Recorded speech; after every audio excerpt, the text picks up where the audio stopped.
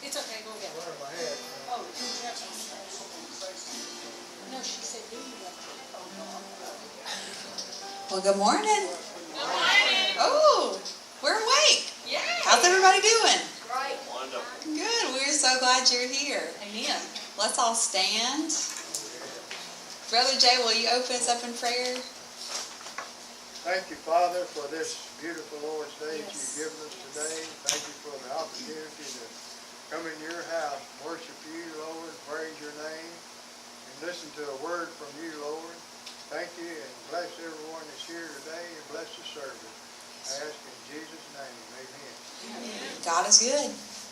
Where's Brother James? You got to keep standing. We're going to sing now. Brother James isn't even here, and it's a song. They better come running. Ready?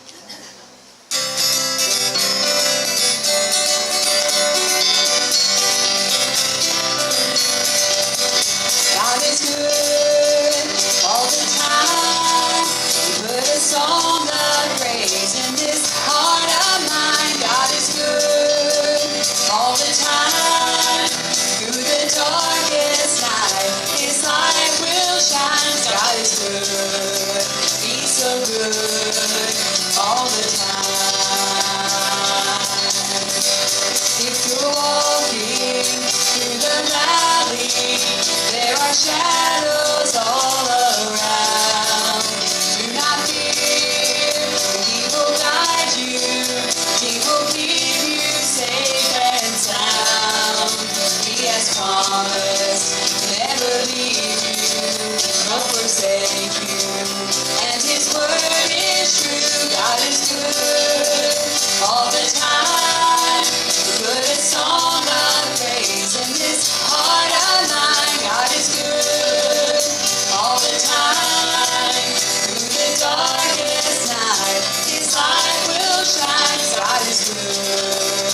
He's so good all the time. God is good all the time. We put a song of praise in this heart of mine. God is good all the time.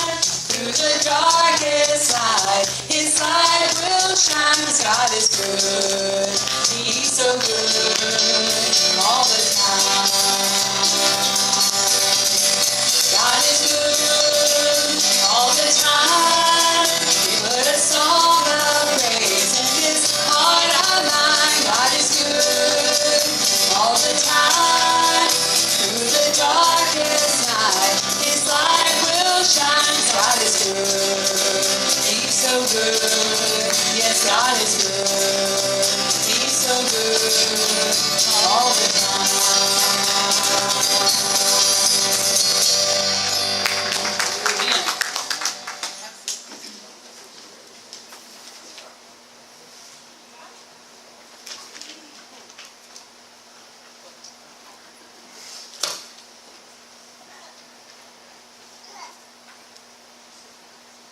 Good morning, everybody.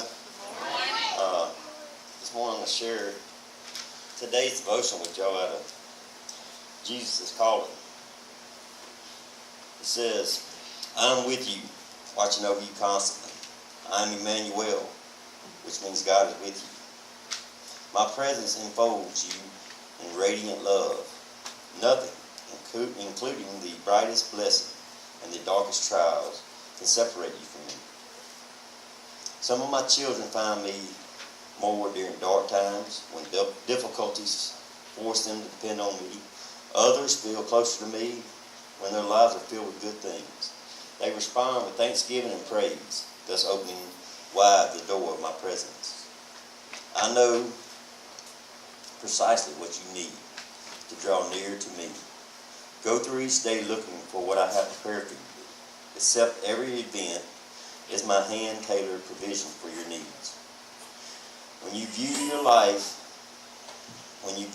this way, the most responsible, the most reasonable and response is to be thankful. Do not reject any of my gifts. Find me in every situation. Amen. This morning we have Skylar and Kagan.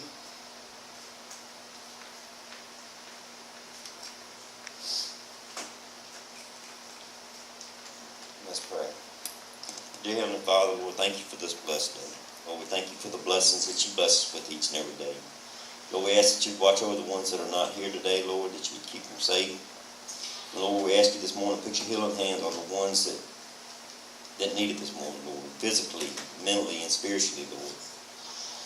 Lord, we just ask that you would strengthen us today, Lord, that you'd fill us with your spirit, Lord.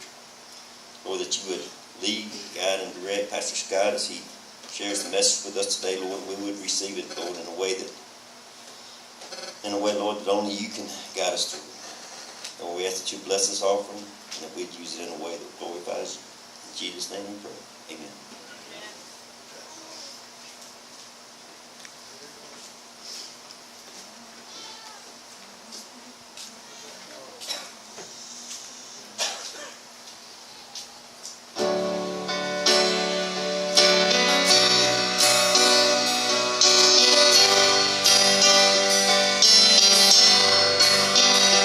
We are drawn into your holy presence, Lord.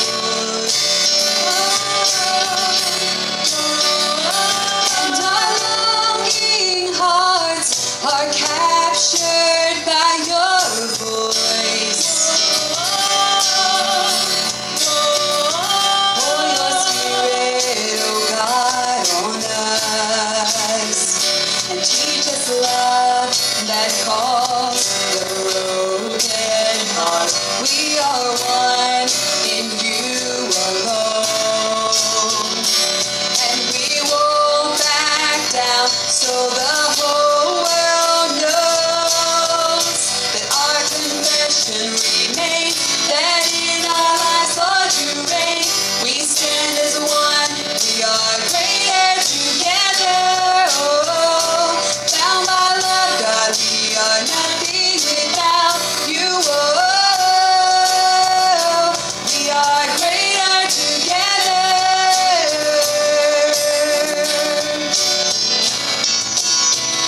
And your salvation burns with unrelenting joy.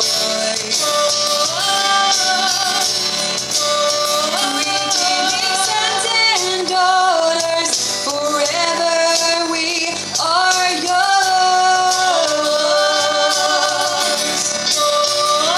Pour your spirit, oh God, on us. And teach us love that calls the broken heart. We are one in you alone. And we won't back down, so the whole world knows that our confession remains, that in our lives, Lord, you reign. We stand as one, we are greater together. Oh, bound by love, God, we are nothing without you. Oh, we are greater together. Our confession remains, that in our lives, Lord, you reign. We stand as one, we are greater together. Oh, bound by love, God, we are nothing without you. Oh, we are greater together.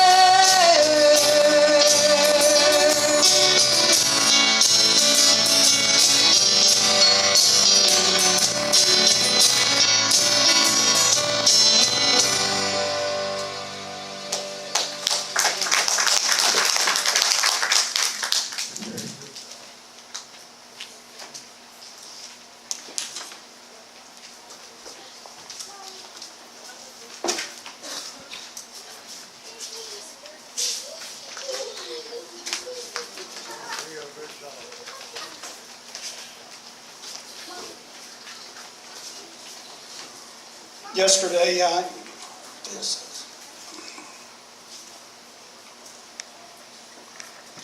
I'll turn this down as we're going. Yesterday I'd gone out and started mowing, weed eating, trimming limbs, all kinds of different things while DeWanna and Scott were again working in the house that is never finished. And but it's closer to being finished at that part that we're working on now. And I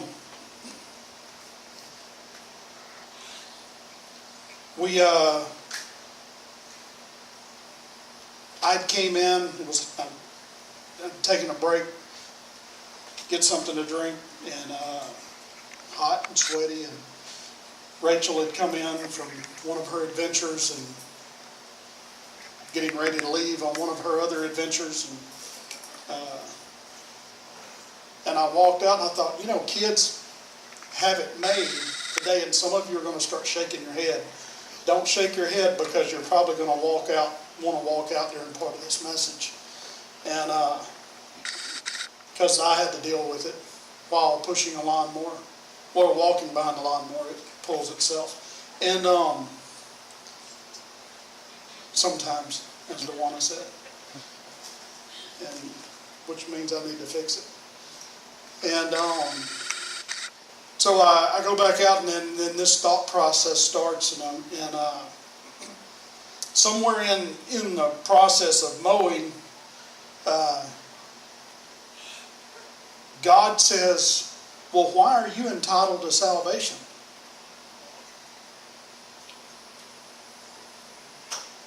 What have you done to deserve what I give to you freely? All these things that I was thinking about, well, these kids, they just did, and then God hits me with that, and I'm like, well, I don't know that I really want to talk about this. And it's certainly not a Memorial Day message. On Sundays before Memorial Day, you're supposed to talk about the things you're thankful for, and those that have given their lives, and those that has gone on before, and all of these things, and it's supposed to be patriotic, and it's supposed to be those things, and God says, why do you deserve anything that I've given you? And so I'm going to share these thoughts with you. I'm not sure exactly where the passage of Scripture for all of this is. I've got a lot, but you'll have to listen. Don't worry about flipping through your Bibles and trying to find me right now, because I will get to it. We'll be in John, I'll tell you that. But as Jesus was coming to the end of his ministry, he was on his way to Jerusalem one afternoon, and all of his disciples were with him, and possibly some other people, and Jesus knew that this would be the last time he would go into Jerusalem, because once he was there, he was never going to leave. And he was going to be arrested, and he was going to eventually be crucified. He knew this was going to be the last time. And so he decides to kind of get his guys up to speed with what's going on, and because up until this point, they've been very popular whenever they enter any city. Wherever they go, they're very popular. Crowds are there, and people want to be close to Jesus. And if you couldn't get close to Jesus, well, the next best thing to do was get close to somebody that was close to Jesus. So get close to the disciples. So all the disciples, they were a little bit like rock stars in that time. Because they were with Jesus, and Jesus was the guy, and, hated or liked, he was the guy. He was the guy you choose to hate, or he was the guy that you were like, wow, this guy's incredible. And so here are the disciples, and they look and go, well, this is, these are the guys. It's like a rock band. You have the lead singer, and it's, oh my goodness, but then you have the band, and you're like, well, they're the band. So it's pretty cool to know them. It's pretty cool to get to talk to them. They were very, very popular. So as they were moving around Jerusalem, Jesus knows he needs to kind of give them a dose of reality. And so as they're walking together, he begins to tell them what to expect, and he says this. He says, when we go into Jerusalem, I'm going to be arrested. I'm going to be spit on. I'm going to be mocked. I'm going to be tired, and eventually I'm going to be put to death. And he says this in very graphic terms so that they're like, man. And he kind of gives them this list of what to expect. But as usual, they're not listening. They're worried about who liked their last picture on Facebook. They're worried about who tweeted what. They're worried about who put the new picture on Instagram, how many likes they had on Instagram. They're worried about if somebody Snapchatted them, and they're worried about all these things that are going on, all these things that can consume your time. But listening to Jesus. And Jesus is trying to be very clear, this is what is about to happen. And apparently, he says it again, and they're still not paying any attention. Finally, James and John walk up to Jesus, and they kind of push in beside him so the others can't hear, and they say, hey, Jesus, listen.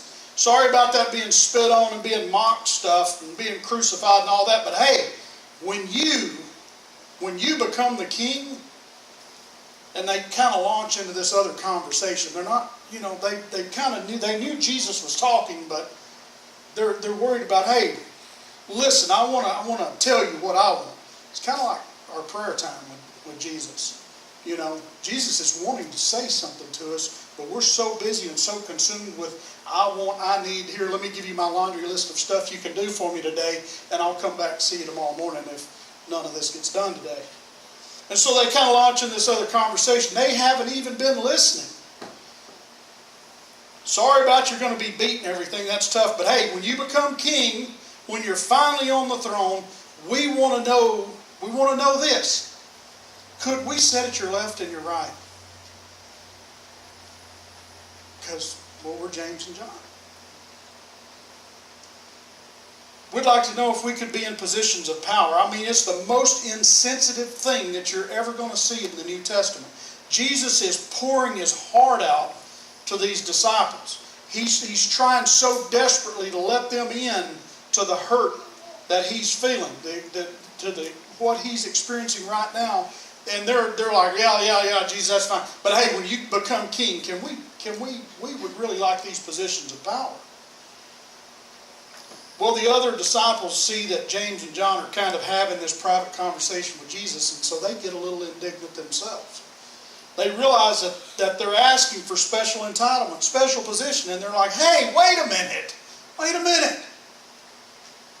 We've been with you just as long as these two guys have.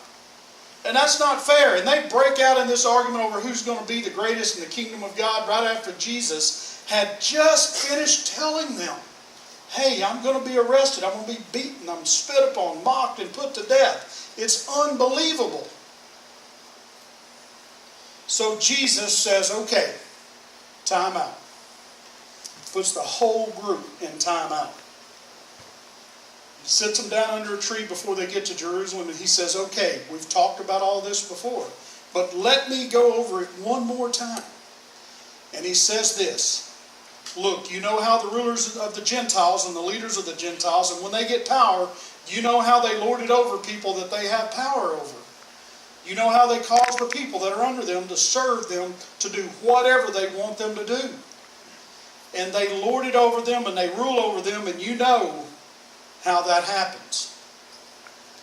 They're sitting there going, yeah, that's why we want to be in power, because, well, we want to do that. I want to be the boss. I'm tired of being the worker. I want to be the boss. We want to have that kind of power. We want people to go left when we say go left, and when we tell them to go right, they go right. We want that kind of power. Jesus, I don't know if you're paying attention. That's why we hang out with you.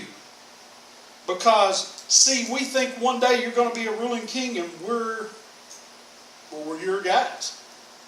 And John's going, yeah, and I want to be like the number 2 guy, or like at least the number 3 guy. Then they get in a big argument again, and Jesus says, wait a minute, stop. Listen, you know how it is with the Gentile rulers, the pagan rulers, how they lord it over everybody when they get in a position of empowerment, and they're entitled to all that attention and position. And all the disciples are like, yeah, I know.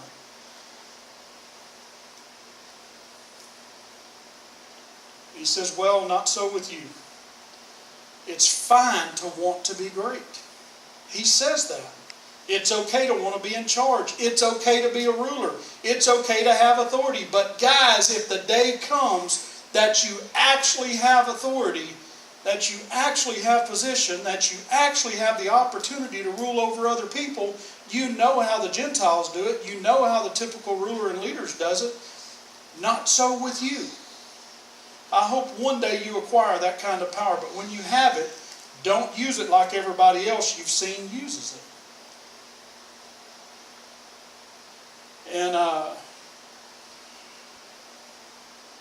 And so we see that setting, and we see what Jesus is trying to say, and we see what, you know, in all these thoughts yesterday, I'm thinking,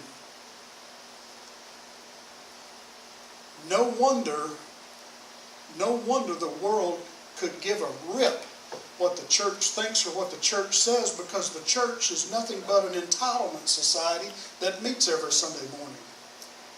We're not going to give any more than we have to, but we want to go to heaven. Jesus gave His life so that you and me have an opportunity to do these things, and yet we consider it a sacrifice to sit here until 12 o'clock today. Hopefully get out a little bit early. Now, it's been said that the term that describes this generation better than any other generation, especially to the 18 to 30-year-olds, several people have pointed this out, and the term that best summarizes or describes this generation, 18 to 30-year-olds, is the term entitled. All right, now stick with me.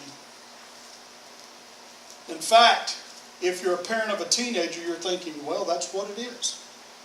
That's exactly it. You know, I've had a hard time, but that's what it is. They feel entitled. They feel like I owe them the next thing, the next iteration, the newest, the shiniest. They don't seem to care how much money I make. They just feel entitled. They don't seem to care about any of these things. They just want what everyone else has. But I don't think it's just the 18 to 30-year-olds. I think our whole nation, and I think everybody at every age, the word that describes us best is the word entitled. Now, when I say entitled, I could give you a definition, but that really wouldn't be helpful. So let me describe what I mean by entitled.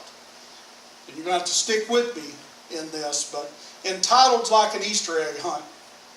And we just had one just a few months ago, not long ago at all, a couple of months.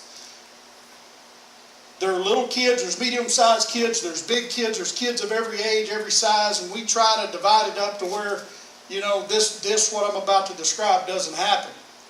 If you're the parent of a little kid and you see those big kids, well, you immediately become nervous. You immediately become anxious. And somebody drops a ribbon, they fire a gun. Well, hopefully they don't fire a gun, but someone says go. Something starts this chaos. And in our case, 50, 60, 70 kids run frantically out to collect over 1,000 eggs as rapidly as they can. Now remember how all the big kids would knock down the little kids and get the eggs first. They're getting their pillowcase or their sack or their whatever they're carrying full of eggs. They're getting theirs first. And the big kids are getting theirs, and they're grabbing right before the little kids, and the little kids are toddling, they're crying, and they're about to get an egg, and they see an egg, and boom, it's gone. Some other kid gets it, and it's gone. At the end of the Easter egg hunt, the big kids are walking around with 12 pounds of Easter eggs, and they're so happy because they have so many Easter eggs. Some of you are already getting upset because you're thinking, those stupid big kids, I'm telling you what. These are my Easter eggs. I'm entitled to Easter eggs because I got them first. Okay. And then you've got the parents of the little kids, and they're in tears going to the people that put the Easter egg hunt together. They're complaining, my kids are entitled to Easter eggs. They're little, we paid, we waited in line, we go to this church, you know, and all this stuff. It's not fair that they got more Easter eggs than my kids. you're feeling entitled for your kids, because after all, everybody should get an amount of Easter eggs, and you have entitlement wars. That's entitlement. Okay, maybe some of you can't relate to that. Well, how about the right after Thanksgiving sale, like right after you've just gotten finished gorging yourself? I think they start the after Thanksgiving sales at 12:30 on Thanksgiving now, or something like that. You have 600, now I'm going to just stay with me here, because you have 600 women with their faces pressed up against the glass of a shopping store at 4:30 a.m. in the morning. 600 women. And there's only 22 blouses on sale. They open the doors. Women are trampled. Hair's pulled out. They have to call 911. And they get in there, and 25 women that have gotten the 25 blouses on sale are so incredibly excited. And they're yelling and screaming and running around, and they're racing to the checkout register. This is my blouse. I'm entitled. I got here earlier than everybody else, and I got it. I beat you. It's mine. Then the rest of the women are lining up at the register saying, that's not fair. We got here early. I went to get my friend's coffee, and when I came back, you'd open the door, and that's not fair. I'm entitled to the same discount, and all of a sudden, it's again entitlement wars. Or, okay, guys, we're lined up at Walmart. They've got a 75-inch ultra high definition television on sale for $395. And they're going to have 200. But there's 600 guys lined up at the door. I don't know why there's 600, but there's 600 at each store.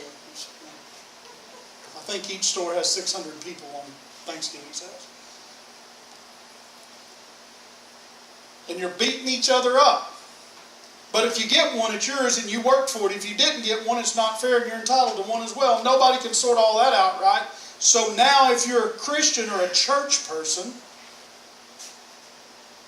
you can imagine Jesus walking into Walmart as the men fight it out over flat screens, or into the department stores, the women fight it out over the clothing items. Or even weirder than that, Jesus showing up at an Easter egg hunt. He's going. Seriously? Come on. What is going on here? I rise from the dead, and you have an Easter egg hunt. You're arguing and fighting and crying over Easter eggs. What's going on? I don't understand this. I'm kind of confused. How did it get to this?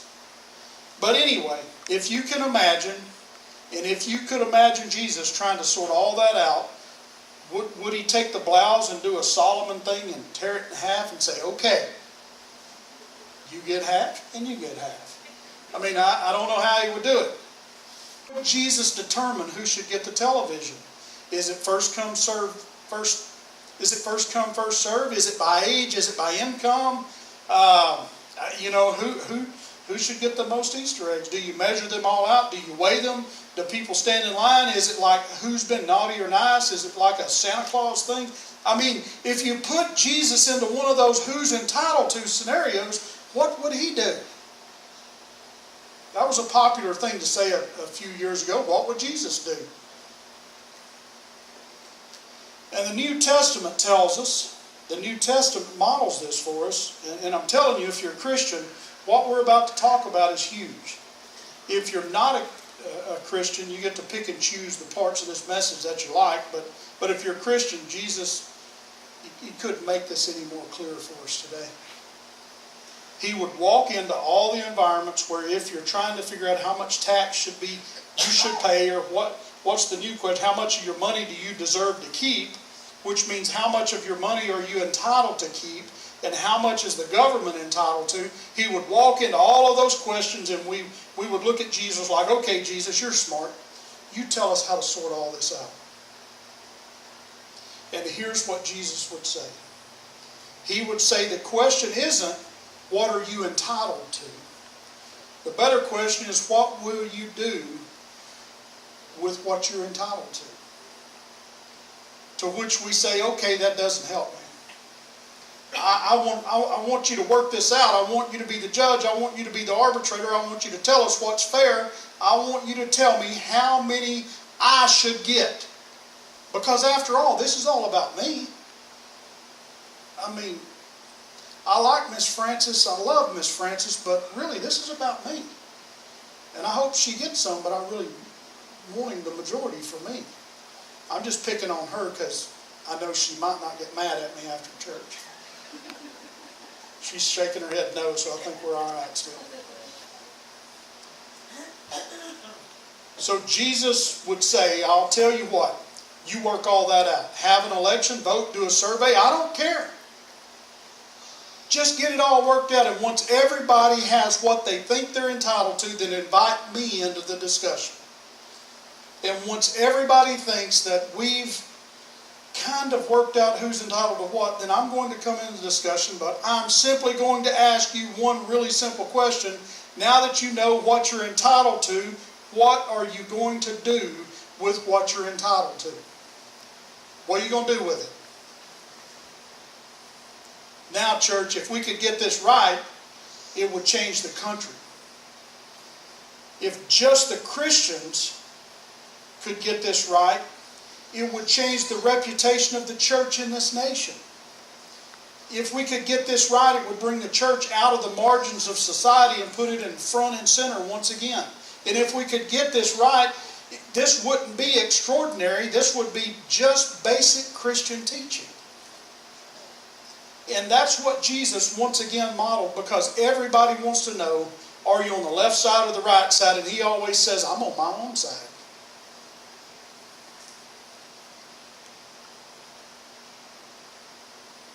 I didn't come to take sides.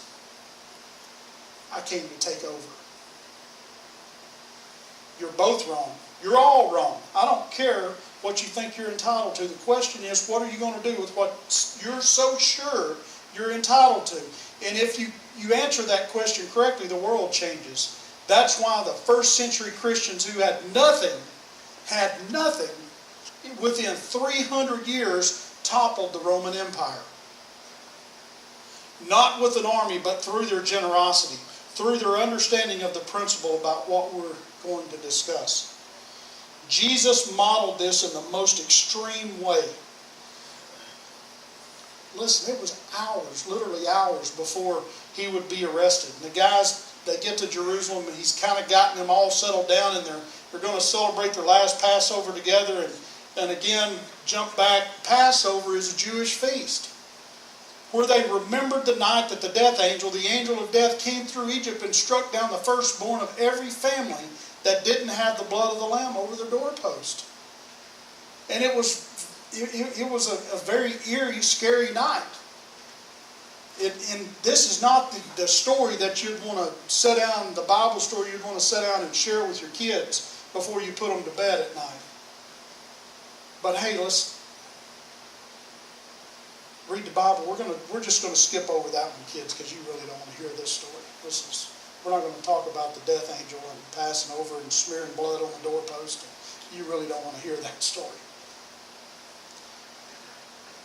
But see, in the first century, the Jews believed that this was actually a historical event, that God actually struck down the firstborn of every family, Jewish or Egyptian, who didn't have the blood of the Lamb over the doorpost.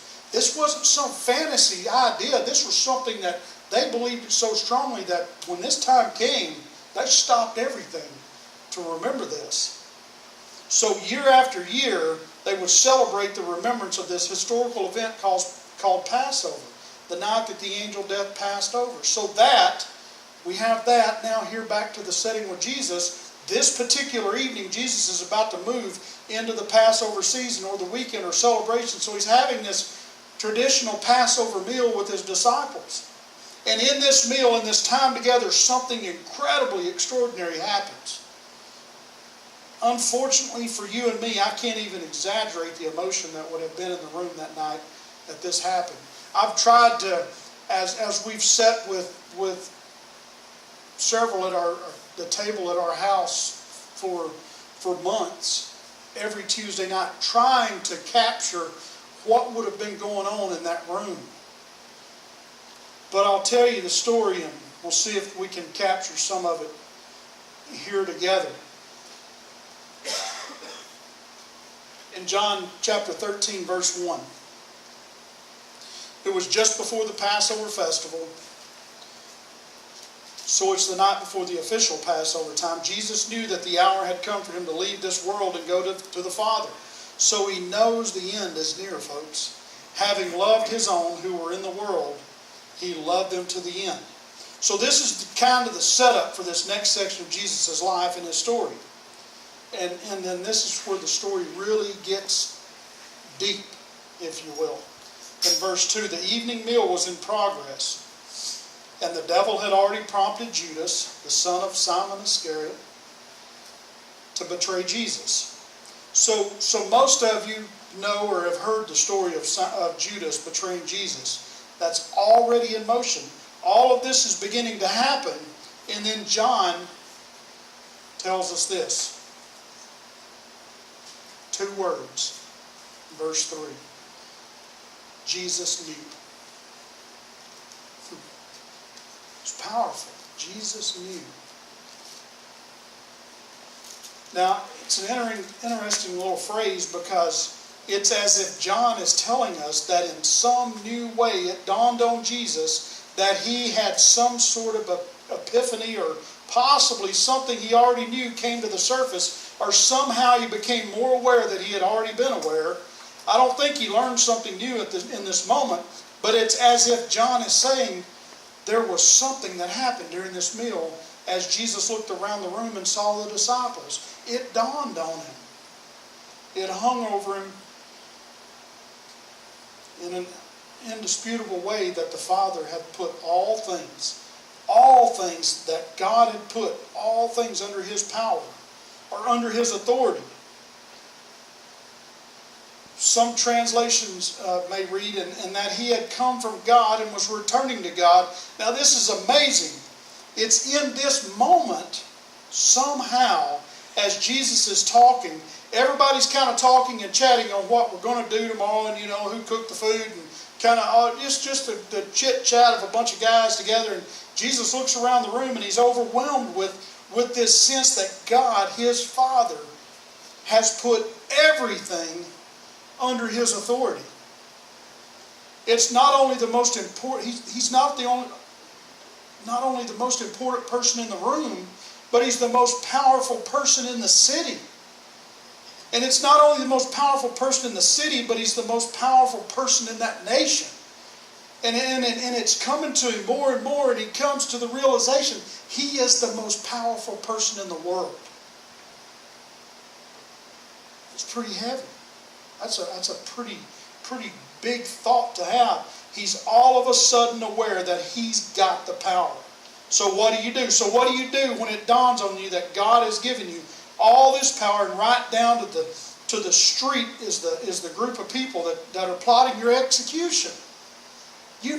Jesus knew, and all this other is now happening, and he's realizing, I have all the power in the world. What do you do when it dawns on you you're the most powerful person in the room, in the city, in the country, on the planet, and you know that the man who has betrayed you is about to slip out the back door, or possibly by this time is already moving down the street to sell you out for 30 pieces of silver? Jesus knew.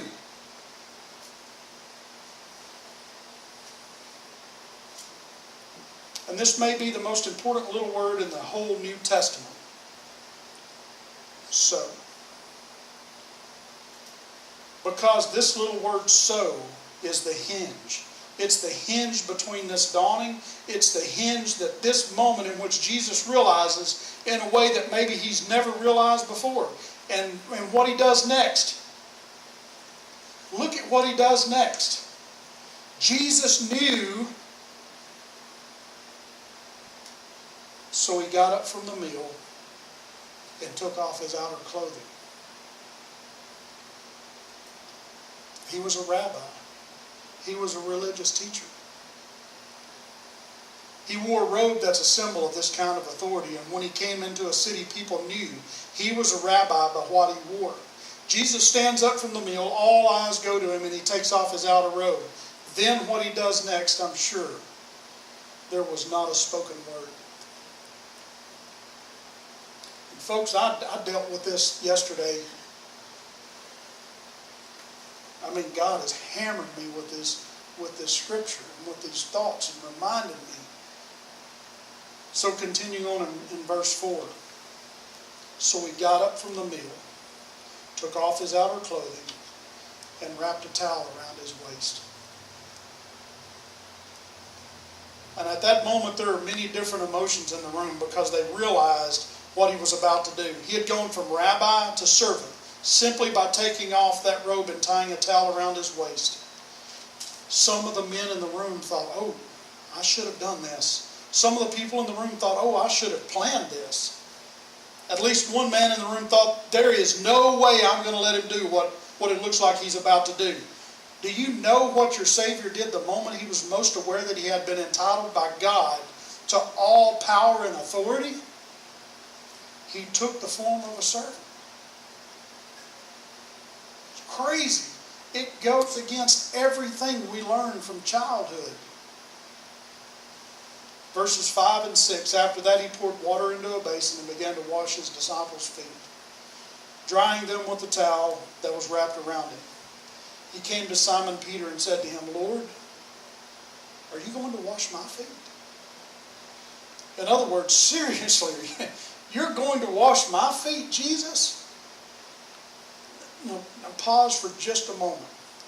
Those hands that you were about to use to touch my dirty feet, I saw you take those hands, pick up dirt from the ground and spit on it, and make a sort of mud cake and put it on a woman's eyes and heal her blindness. And you're about to use those same hands to wash my feet? I mean, there's hundreds of emotions and thoughts running through their mind. And I've seen you take those hands and lay them on sick people, and they became well immediately, and you want to wash my feet with those hands? I saw you take those hands and lay them on a friend of ours. We thought she was dead, and she got up and cooked a meal for us. And you want to wash my feet with those hands? Are you kidding? I'm going to let you take those hands and wash my feet? I don't think so. And Jesus replied, you don't realize now what I'm doing, but later you'll understand.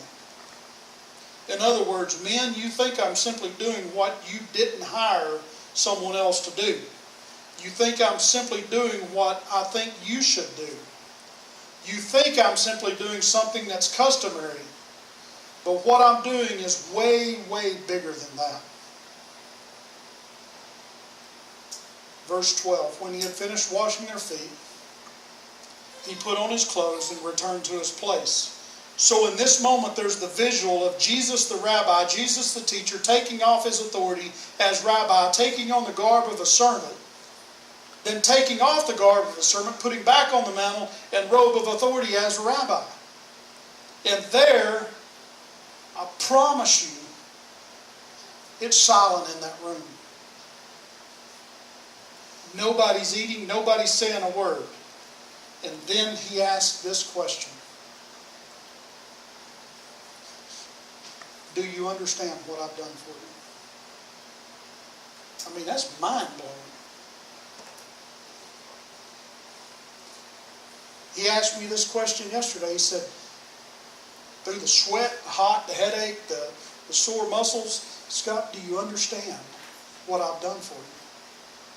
See, because I'm telling you, it's scary when you start spending time with Jesus and start learning to shut up and listen, that he'll start talking to you all the time. Even when you're walking behind a lawnmower and your head's getting sunburned on a Saturday afternoon, he'll talk to you. He'll say, do you understand what I have done for you? It's crazy. So he looks at the disciples after all that's just taken place there, and he says, do you understand what I've done for you? To which no one answers out loud. Because they don't know exactly how should I answer this. I got 1,000 things I'd like to say, but I'm not going to say them after that, because that's crazy. No, because you just told us we don't really understand what's going on in Jesus. We've been around you long enough to know that we rarely do understand. So in verses 12 and 13, he says, do I understand what I've done for you? Or do you understand what I've done for you? He asked them. And in verse 13, he says, you call me teacher and Lord. And meaning I'm entitled to those positions. You call me teacher, and that's what you should call me. You call me Lord, and I've never said, no, I'm not Lord. He says, you should call me Lord. I am teacher, I am Lord, and that's what you should call me. Those are titles, and that's the level of respect that I'm entitled to. But in verse 13, he says, and rightly so, for that's what I am. Now that I, your Lord and teacher, see, again, he doesn't dispute the authority or these titles.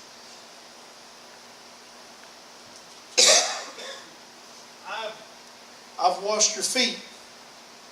You also should wash one another's feet. I've set you an example that you should do as I have done for you.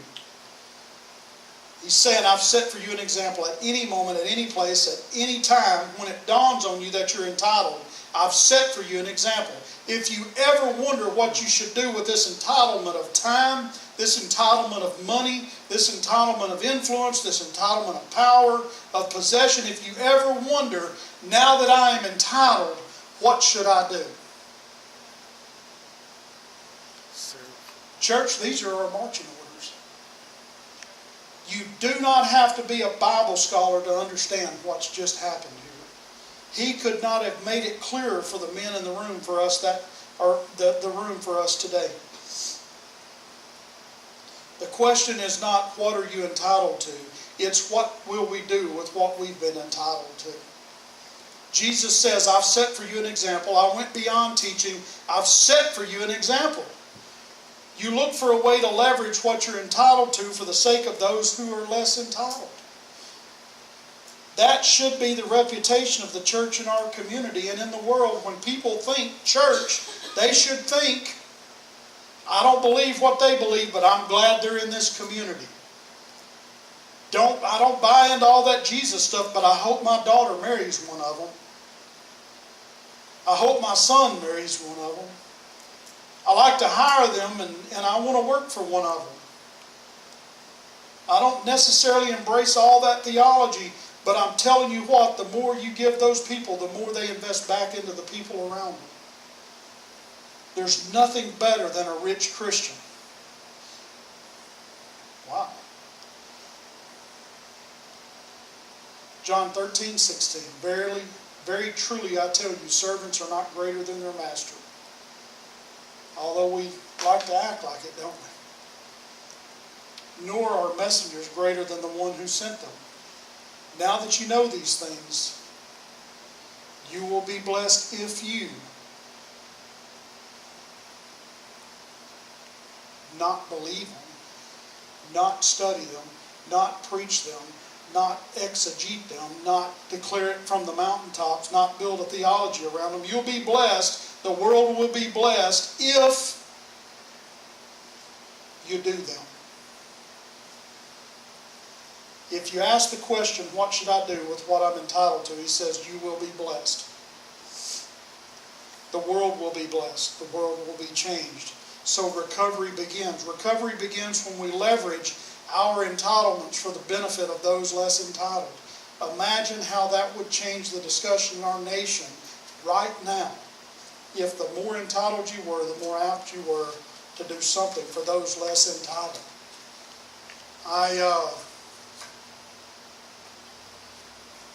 I stopped there because I was like, I don't know what more I could say.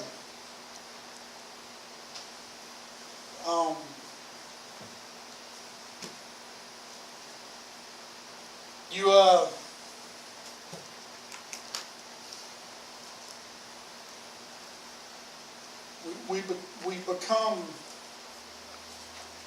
less effective. We become whatever it is when we feel like, well, it's someone else's turn.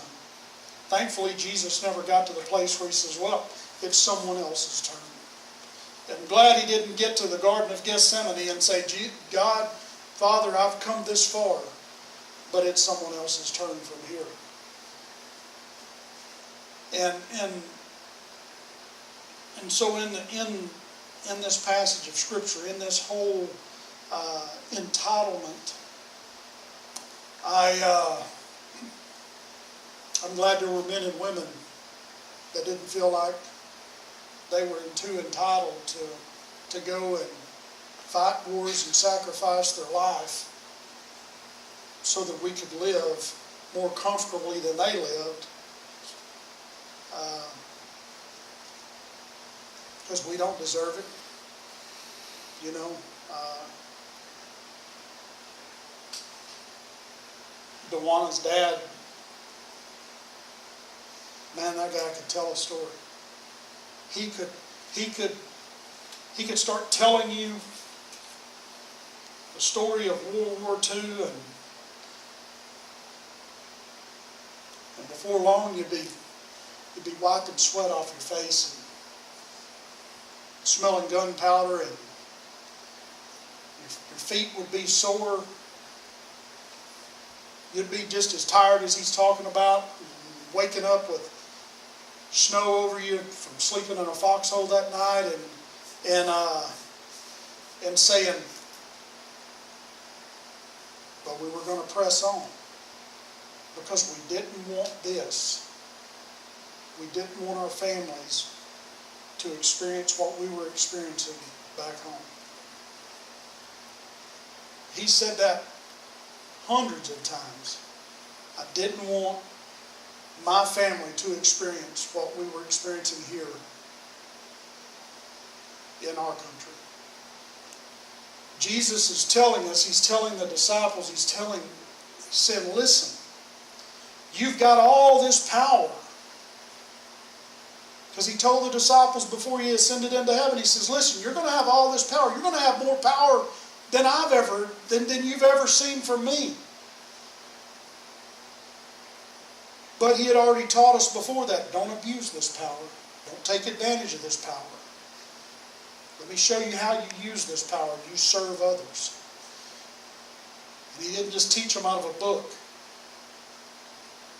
He knelt down at each one and washed their feet and taught them and showed them how you do this. And so, I don't know, maybe it's the Memorial Day, I don't know, just thinking this whole weekend and what we're really here, what this weekend really means, and how we sit comfortably and feeling like, well, I deserve this. I work hard, I do this, I do fill in the blanks. Everybody's got blanks that they fill in of why they deserve what they've got. That's good. This is a different list than the woe is me list. The entitlement list is always a good for me list. And so Jesus shows us here, he's given it to us. It's free. So what should we do with it? What should we do with it, church? What we're entitled to, what we've been given. The question isn't what am I entitled to? It's what am I going to do with what I've been entitled to? And so this salvation that we've been given freely, what are we going to do with it? Are we going to stick it in our pocket and wait till we get to heaven and say, I'm here, I made it? And we get to Jesus and he says, where are all those that I sent you to cross paths with?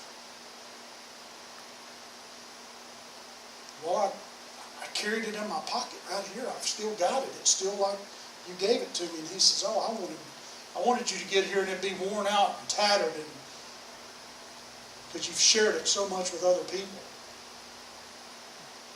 And so I believe that's where we're going to be more effective as a church, as Christian people, is when we do more with what God's given us. That's the only way we can be more effective. Because nobody cares what you have to say until they know you care. And they don't care what the theology is. They don't care what they just want to know, do you really care? Then when they know you really care, then they want to know who this Jesus guy is. And then that's when the fun part starts. So as we come to this part of the service, this is one of those. Last night, this morning, I was like, man, I don't want to share some. But Jesus is teaching us. He's showing us. Listen, pay attention. Stop what you're doing and listen to Him. What has Jesus entitled you to? What has He entitled you to? So as Cassie comes and plays, I want you to, whether you come to the altar and pray or pray there in your seat, whatever, I want you to just reflect again on that one question. Do you know what I've done for you? Do you understand what I've done for you?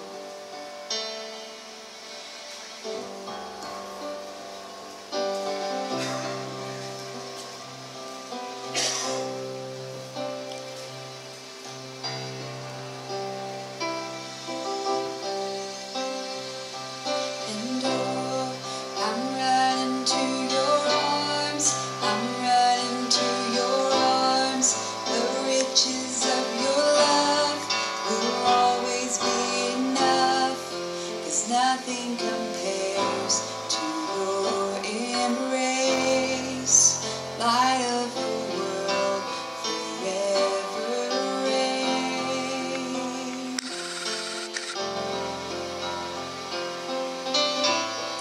My heart will sing no other name, Jesus, Jesus.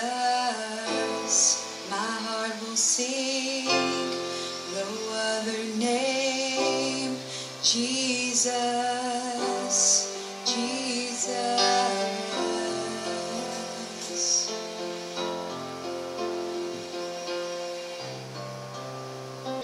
Yet we push it out with the noisiness, busyness of life, crammed schedules, demanding responsibilities. All those things, Jesus, you already know that we tell you. We come and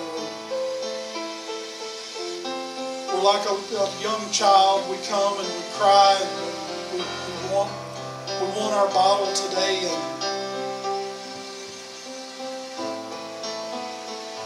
then we want to go on and talk about the meeting we had with Jesus, and what we need is to just be quiet and listen again. Learn to listen to you again.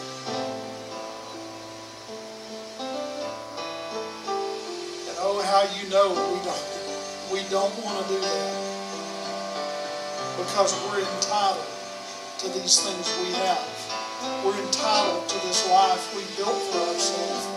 We're entitled to the comforts of this world.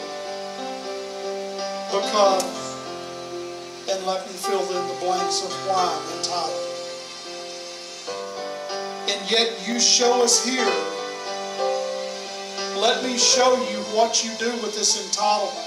Let me show you what you do with all the power in the world at your disposal. You kneel down and serve others. And you tell us, you're not going to understand this right now, but there's going to come a time when you will. And Lord, for some of us, this morning is that time we understand. The Son of God came not to be served, but to serve.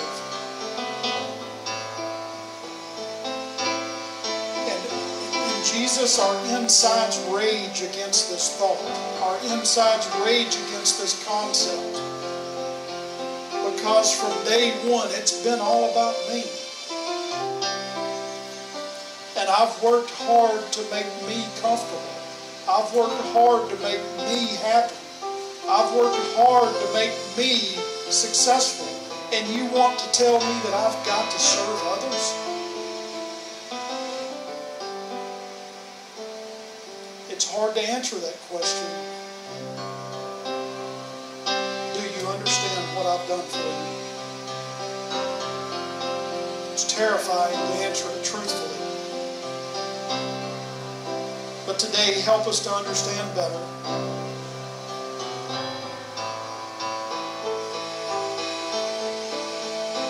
Let us, Lord, again be reminded that the only difference to be made in this community is the difference you make here in this church first. And if we're not changed, if we're not different, then this community will never be different. It's only a reflection of who we are.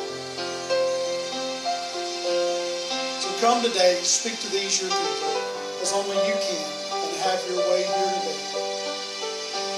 And we'll be gracious and thank you and praise you for all that you do. We ask all these things in your name, Jesus. Amen.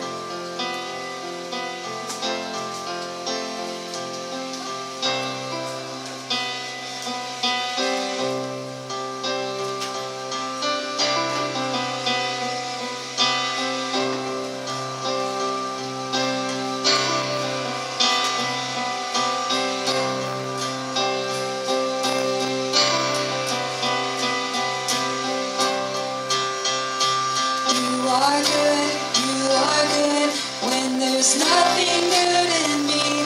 You are love on display for all to see. And you are light when the darkness closes in.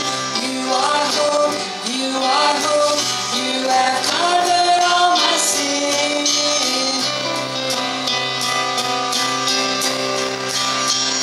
And you are peace when my fear is crippling. You are true, even in my wandering. You are joy, you're the reason that I sing. You are life, in you death has lost its sting.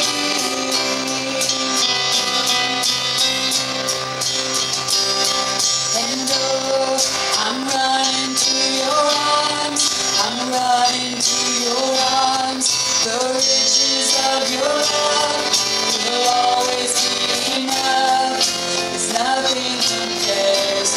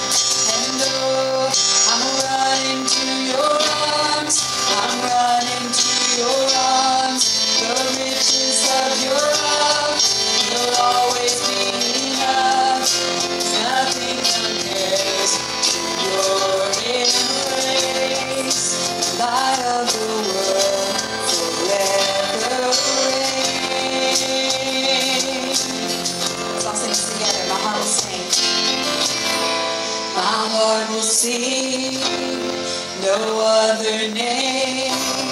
Jesus, Jesus, and my heart will sing, no other name.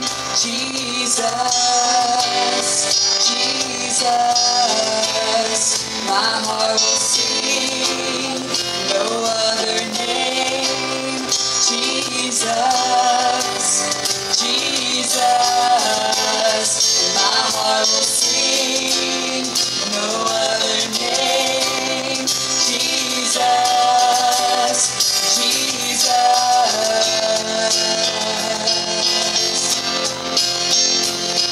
And oh, I'm running to your arms, I'm running to your arms. The riches of your love will always be enough, 'cause nothing compares to your embrace. Light of the world, forever reign.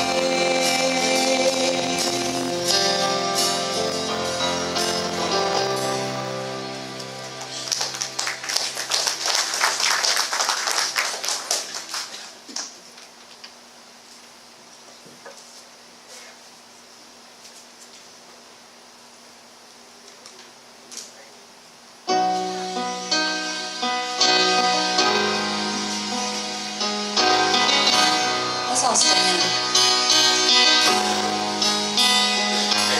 Your blood speaks a better word than all the empty claims I've heard upon this earth. Speaks righteousness for me and stands in my defense. Jesus, it's your blood. Your blood speaks a better word than all the empty claims I've heard upon this earth. Speaks righteousness for me and stands in my defense. Jesus, it's your blood. And what can wash away our sins? What can make us whole again? Nothing but the blood, nothing but the blood of Jesus. And what can wash us pure as snow? Welcomed as the friends of God. Nothing but your blood, nothing but your blood, King Jesus. Your cross testifies in grace, 'twas of the Father's heart to make a way for us. Now boldly we approach, not by earthly confidence, it's only by your blood. But what can wash away our sins? And what can make us whole again? Nothing but the blood, nothing but the blood of Jesus. And what can wash us pure as snow? Welcome as the friends of God. Nothing but your blood, nothing but your blood, King Jesus. And what can wash away our sins? And what can make us whole again? Nothing but the blood, nothing but the blood of Jesus. What can wash us pure as snow? Welcomed as the friends of God. Nothing but your blood, nothing but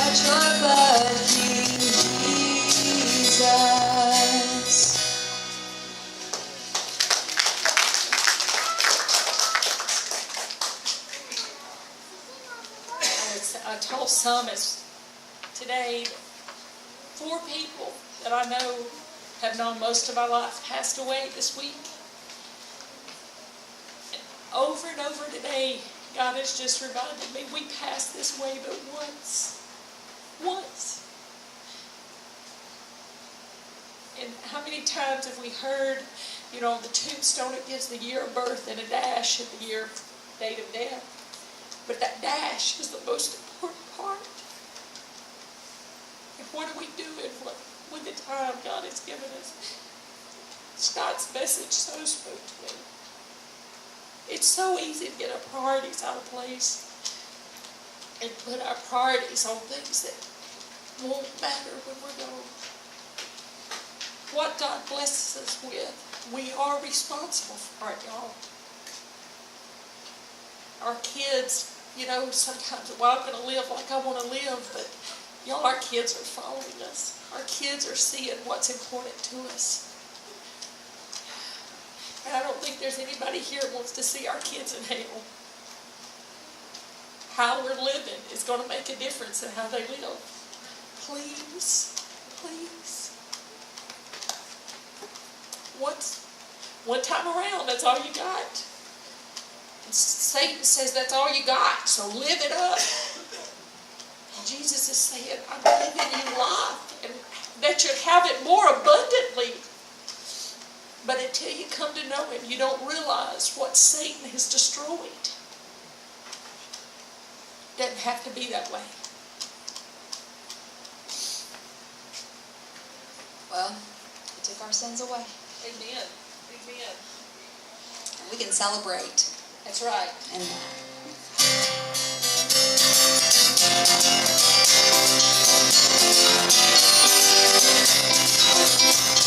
I came to Jesus, weary, worn, and sad. He took my sins away. He took my sins away. And now on Him has made my heart so glad. He took my sins away. He took my sins away. He took my sins away. And He keeps me singing every day. I'm so glad He took my sins away. He took my sins away. The load of sin was more than I could bear. But He took my sins away. He took my sins away. And now on Him I roll my every day. He took my sins away. He took my sins away. He took my sins away. And He keeps me singing every day. I'm so glad He took my sins away. He took my sins away. If you will come to Jesus Christ today, He'll take your sins away. He'll take your sins away and keep you happy in His love each day. He'll take your sins away. He took my sins away. He took my sins away and keeps me singing every day. I'm so glad He took my sins away. He took my sins away. Yes, I'm so glad He took my sins away. He took my sins away.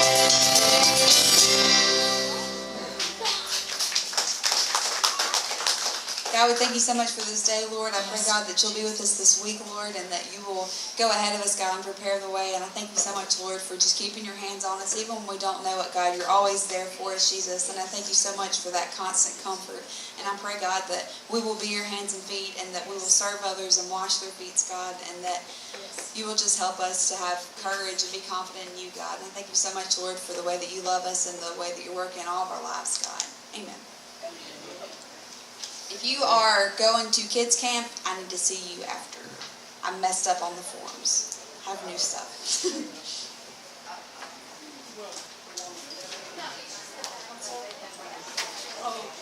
There won't be any service tonight, so have a great day. That's right.